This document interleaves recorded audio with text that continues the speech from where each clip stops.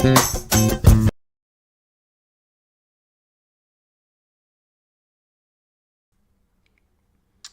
guys, welcome to Trial TV Live. I am the Squeegee of Justice. Thank you so much for joining us for day one afternoon catch-up.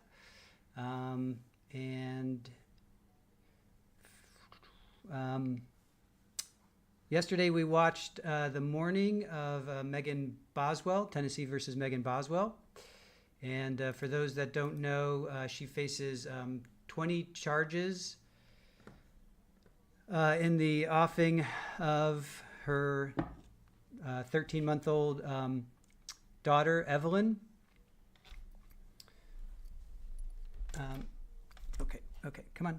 Let's calm down there. And yes, we are dropping frames, so bear with us. It's going to be one of those days, I have a feeling. So let's just get to it. Megan Boswell, afternoon.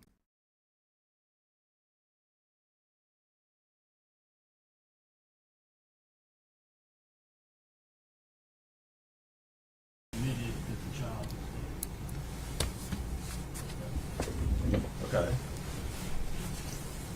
But I mean, for him to listen, I mean, it's self-serving hearsay. I mean, it's. Well, I have to see the statement. Well, there's no written statement. Once they There's no written statement. it's recorded. It's 2 hours long. It's thereabouts. But once they ask, I think I'm entitled to ask about the entirety of the statement. I think that's the law. It's called, in Ford's well aware, it's the doctrine of completeness. The case law is replete with it. Judge, it's hearsay. I mean, just it's flat out hearsay. For him to try to put that in. It's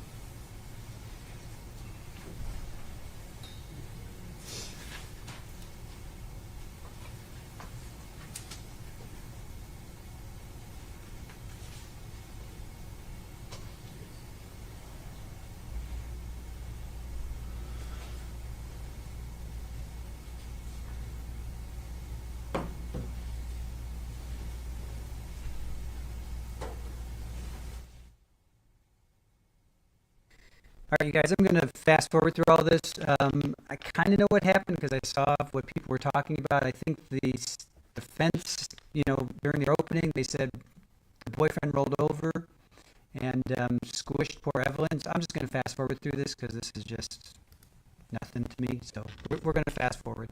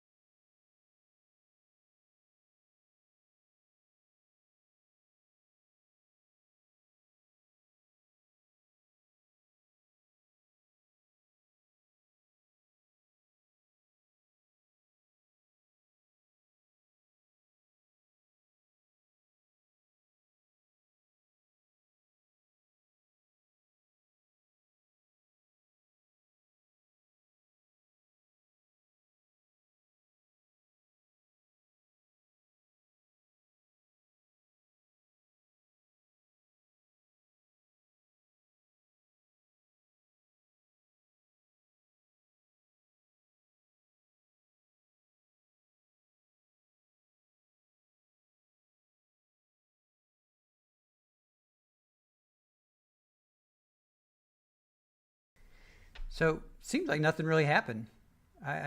He's reviewing this video.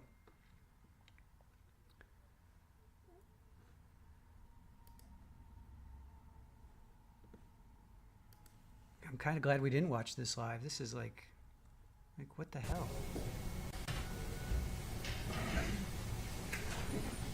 Be ready here. Judge, I handed you the unpublished case of State versus Brewer, and that case contains a pretty good explanation that it does cite to several published cases. If you go to, if the version you have of Brewer has a page 12 at the bottom, does it?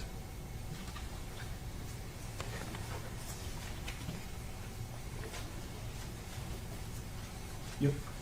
If you go down to the last paragraph of page 12, it talks about 106 is a rule of timing and admissibility, and talks about whether it's not immediately clear where it would admit the introduction of otherwise admissible hearsay. That paragraph goes on to state, though, however, it has long been the law in this state when a part of a confession or admission is entered into evidence, the defendant is entitled to have the jury consider the entire confession.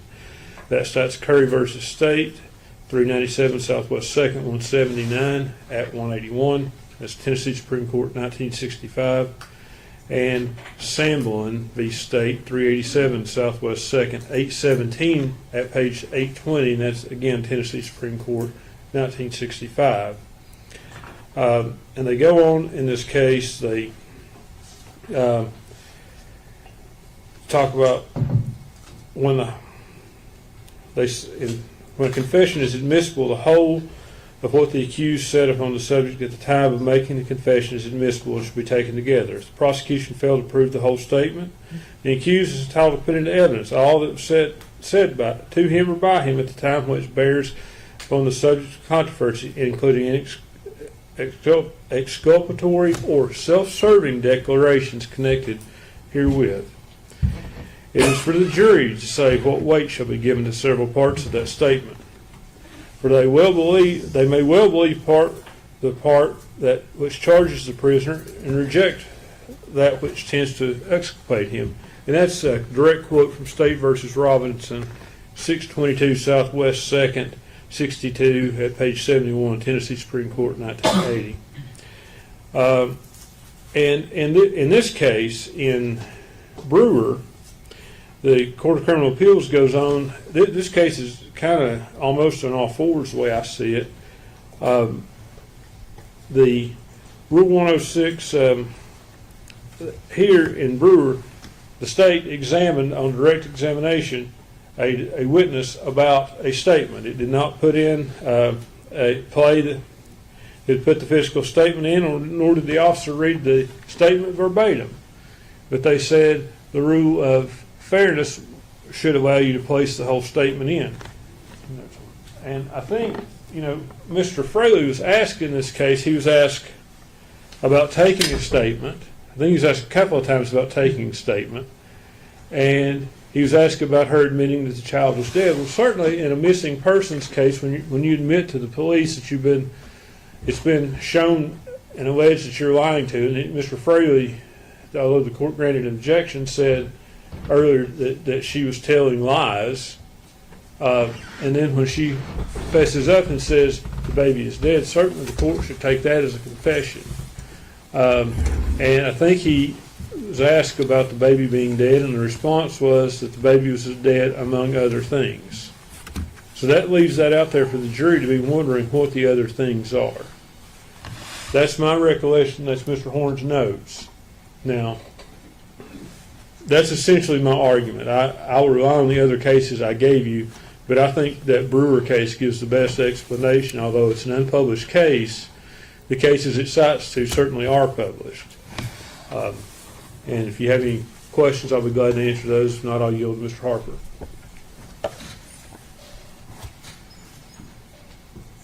Yeah. Judge, I would agree with Mr. Scott. I think the Brewer case is on point. I would disagree with him as to how he's reading it, however. One, I don't think anything about what I elicited was in any way a confession by Miss Miss Boswell. And two, I would rewind a little bit from where Mr. Scott quoted on page 12 of the opinion, because the danger that we're trying to avoid here is misleading the jury by providing only inculpatory parts or parts that somehow make the defendant put the defendant in a bad light, and not putting forth the parts that are inculpatory or in some way would mislead the jury about the proof. In the paragraph above where Mr. Scott quoted the rule of completeness that was explained by the Supreme Court, it talks about that the rule must do one of the following, and then it lists four things. One, explain already admitted proof. Two, place admitted proof in context. Three, avoid misleading the trier of fact. Or four, ensure a fair and impartial understanding of the already admitted proof. Well, what he's trying to elicit doesn't do any of that stuff. See, that's my problem. My problem is I don't know what he's trying to do. Well, I have not been told yet. all right, I guess I'll go ahead. I believe he's trying to elicit that what Miss Boswell told Agent Fraley was that her... Fraley step out.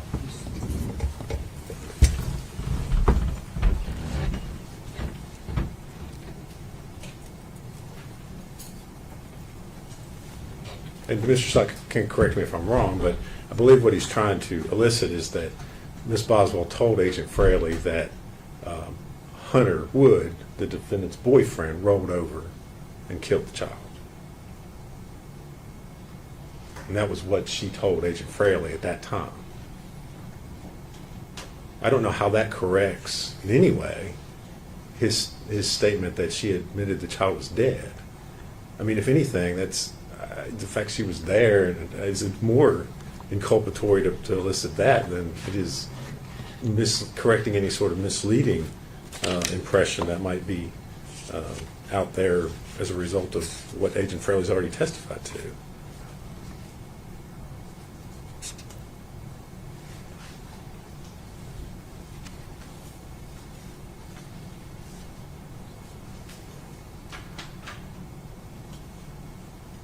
Are you satisfied that that's an accurate summary of what proof is, or do I need to hear the whole 2 hour? I would, Because there's, in these cases we gave you, I don't recall which one it is, but I read that one of the arguments was that the defendant on possibly the post-conviction case, there was argument that because the judge relied on the summary of the proof instead of reviewing the entirety of it, that the judge couldn't make that decision. I think, and Mr. Harper can correct me if I'm wrong, I think I'm generally satisfied with what he's saying, but she explained how the baby died,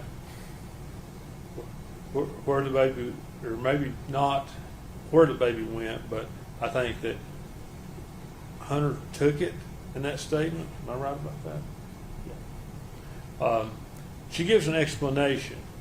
And I guess what I'm trying to say right now is it's fundamentally unfair, and I think it does satisfy at least one or two of those things that Mr. Harper's talking about in the paragraph above from Brewer. Explains the already admitted proof and puts it in context. Well, right now you have a case where the jury's heard this TBI agent say, yes, she's lied, and she's basically led us on wild goose chases, but she finally admits the baby's dead without putting in the full explanation of what she told them. And I think for the jury to hear that, there's no mention of anyone else in what was put in. She tries to explain to him what happens, and I think it explains it, and it avoids misleading the trier of fact from the standpoint of the jury. You don't know what this proof is. Mr. Harper and me, Mr. Harper, Ms. Maskill, we know it, and I think you said that's where you're struggling. Well, you have Obviously, that's where I'm struggling, Well- because the test that the Tennessee Supreme Court has given to the trial judge is that it is an issue of fundamental fairness. It isn't an issue of one snippet of one statement misleads the jury. That's not the test. That's not the question. The question is it fundamentally unfair if I, as the trial court, don't allow you to put in the entirety of the statement based on the very narrow, and I understand General Harper was being very careful and cautious in what he was asking. So what I think where we're at is that I'm going to have to, is it transcribed? Is it audio? Is it video? Print. Video. It's 2 hours. I guess we could fast forward. I think I've got a clip of just that portion. Well, here's the other thing. If you want to give me just a clip, obviously it speeds it up today, but then if the jury ultimately convicts, then on post-conviction or during the appeal, the argument's going to be, oh, well, the judge didn't review the entirety of the statement. And therefore, he couldn't have made an appropriate determination. So, here's where we're at. It's my opinion, and believe me, there's nobody in this courtroom that wants to keep this case moving. But it's my opinion that you're going to have to give me the audio, video, whatever it is, and I'm going to have to go back to chambers, and I'm going to have to review it. And then I can come out here and make a decision based on this law. I think that's where we're at. I don't want to send the jury away, but I'm not going to make them sit out here for 2 hours. I think maybe you're going to have to. I mean, if I'd have known this was going to come up, No, I know. if they'd have I know. known, we'd have brought this up. But I don't I'm not think. mad at anybody. But I do think the court needs to consider when you do this, is this a confession? Because those state Supreme Court cases that are cited in Brewer go back to 1965, and I don't think that. Well, I'm going to tell you what I'm going to do. And the last case that you gave me gives me this freedom. I'm not going to go back to 1965. I'm going to rely on the rules of evidence as they've been enacted in this state now for some time, and the cases that talk about the rules of evidence. 1965 predates our rules of evidence. I understand that. And even our Supreme Court in one of these cases says, look, the defendant in that case made arguments relying on the old cases. And the Supreme Court said, look, we're going to look at this under what the rules of evidence say, and that's where I'm at. That's my story. Okay. I want you to understand my position is this. I think the defendant under due process protections given to her by both the Tennessee Constitution and the federal Constitution has a right to fundamental fairness. And I think those cases, that's what they're talking about, is fundamental fairness. So I think I just said that. I'm not sure that there's a difference between if there's the rules of evidence provide for fundamental fairness. I understand what you're saying.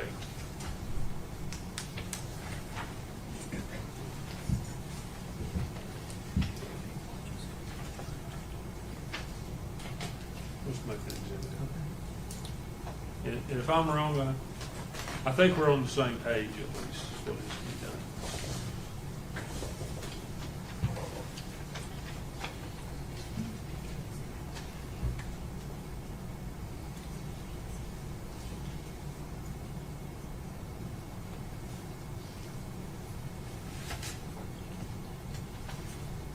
I'll find it. I'll comment about it when I get it. Yes, sir. But where we're at right now, we're going to have to bring the jury in. I'm going to send them, since this is day one and they've not been to the hotel yet, I'm going to go ahead and just send them to the hotel. So I'm going to have to, is it listen to or watch? It's video. It's video. All right. And we may have the whole issue about whether I can see and hear what's being said. I've had another case where I had Sullivan County videos that I could not hear. These are pretty clear, Judge, and there shouldn't be any problems. So I need to bring the jury in. Well, Lieutenant said no, I'm gonna go ahead and send them to the hotel. Yes, sir. Let them get settled in. Yes, sir. We'll start back on that. But I need to go in. Your Honor, I think if you, did we not get in that other case, those I've statements still with the got this. Bluetooth, I still got this. did it work that way? Okay, But I had to print it. okay.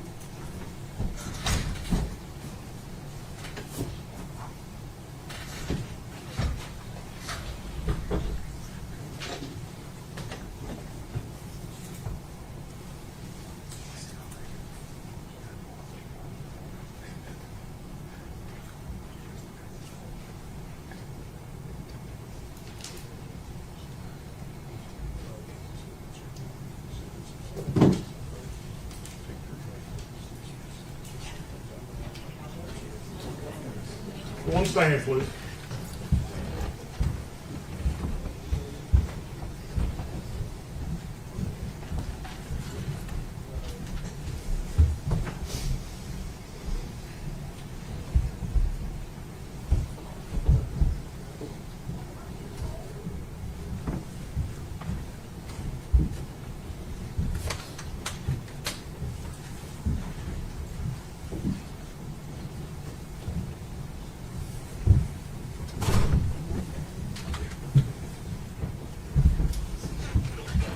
You may be seated, thank you.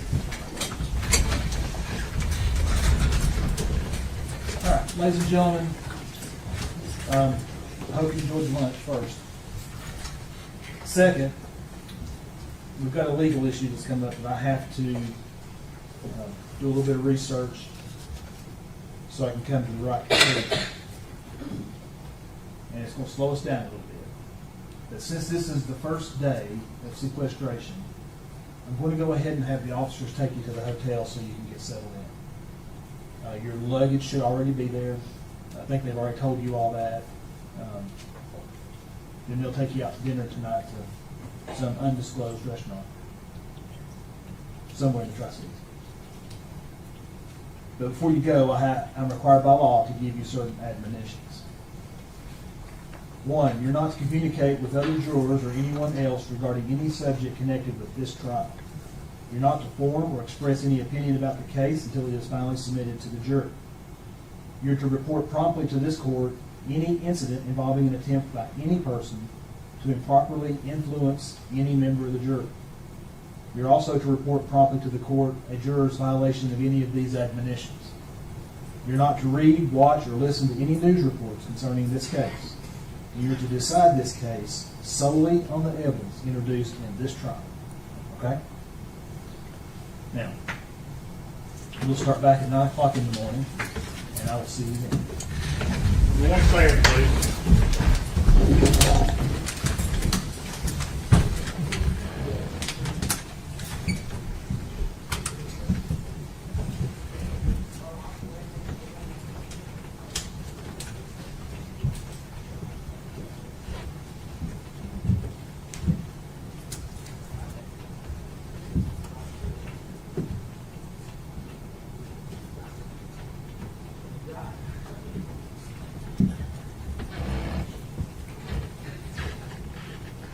You may be seated, thank you. All right. So, y'all, we'll be in recess till 8:30 in the morning. I need y'all to get that statement to me and James. So, Judge, may we approach, talk about something else?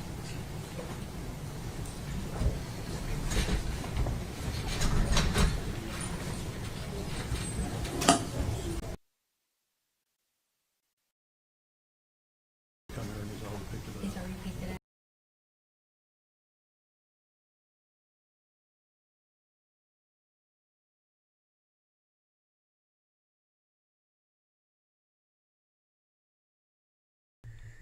Okay, so that was interesting, right?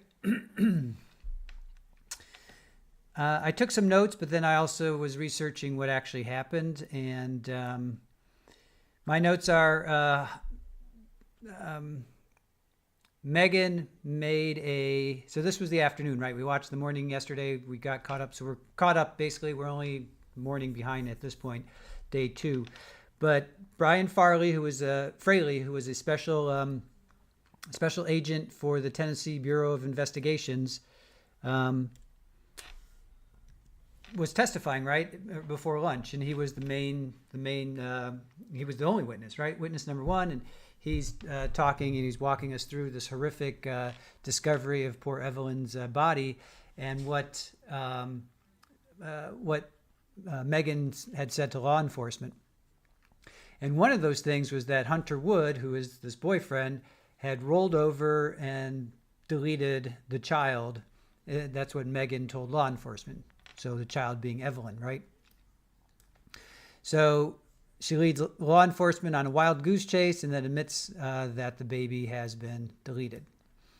So judge says, I'm going to have to go to chambers and review this video because it's like over 2 hours long.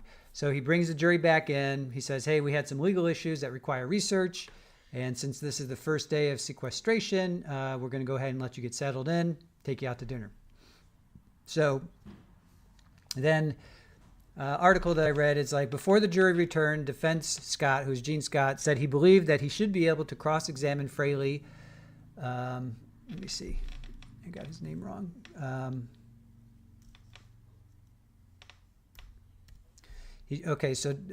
Defense attorney Gene Scott said he believed he should be able to cross-examine Fraley about the February interview with Megan that Fraley referenced prior to the recess. Goodwin, who is the judge, expressed frustration while reviewing Scott's request, saying this should have been covered in pretrial. Right? Scott then took the podium and further argued his stance that he should be able to cross-examine Fraley. Harper, who is the prosecutor, then gave his own argument to Goodwin, Judge Goodwin, claiming he was not misleading Fraley or trying to get Fraley to submit a sort of confession from Boswell. Ultimately, Judge Goodwin said he would have to review the entire 2-hour file of the February 25th interview in his chambers so he could make an informed decision. He said that if he were to watch just a clip of the interview, it would complicate the appeals process, so it would be safest to watch it in its entirety. All right, so that was day 1. So we are officially caught up. Well, I mean, not really, because day 2 is going on right now. But we're not going to cover day 2. We're going to bounce over to Monica Cementili, all right? And that's going to be at 12:45. So we're going to end it here. We're going to take a little break, and we're going to go over to Monica Cementili at 12:45. So you guys... hopefully our internet will be working a little bit better. I know it's been up and down, but join us over there. We have a redirect set up, so you guys don't have to do anything other than just sit tight.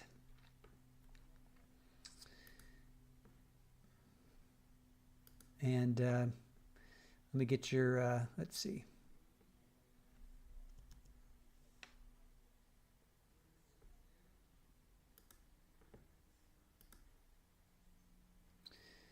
All right.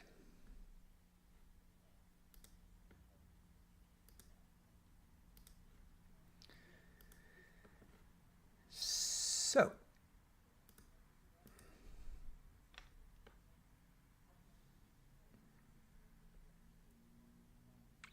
all right, we cool with going over there? I'm going to take a little bit of break, and we'll see you there in like an hour and a half or so. Thank you to Aaron. Thank you to our mods. Julie and OnlyFan, Therapist You Know, Hellcat, Widespread Panic. Thank you guys for being with us. We will close this stream. Going to take a little bit of a break, and we'll see you back at 12:45 Eastern. So another hour and a half. Okay, see you guys then. Bye.